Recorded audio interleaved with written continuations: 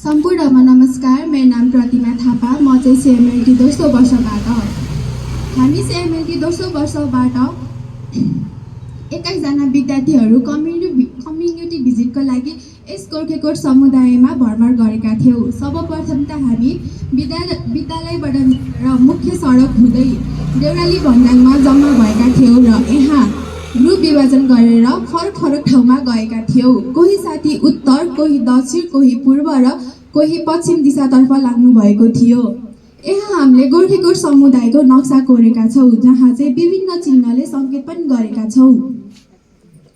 बोलीले भन्दा चित्रले सबै कुरा बताउँछ भने झै हामीले यहाँ गोर्खेकोट समुदायको नक्सामा विभिन्न मुख्य क्षेत्र, सेवा सुविधा र बसोबास क्षेत्रलाई देखाएका छौँ, जहाँ चाहिँ नक्साको माथिल्लो भाग उत्तर, तल्लो भाग दक्षिण, दायाँ भाग पश्चिम र बायाँ भाग पूर्व रहेको छ।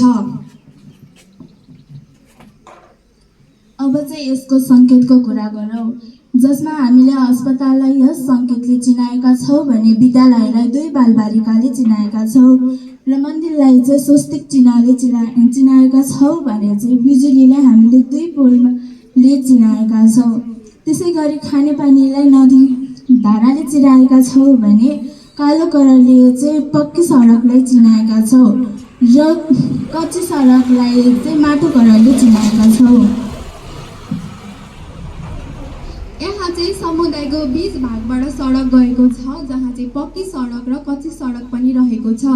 यहाँ चाहिँ अस्पताल, त्यसैमुनि विद्यालय रहेको छ र यहाँ समुदायमा विभिन्न धाराहरू, मन्दिर र विद्युत रहेको पनि देख्न सकिन्छ। हरियो वन नेपालको धन भने झै यस समुदायमा स्वच्छ वातावरण र स्वच्छ वनजङ्गल पनि देख्न सकिन्छ।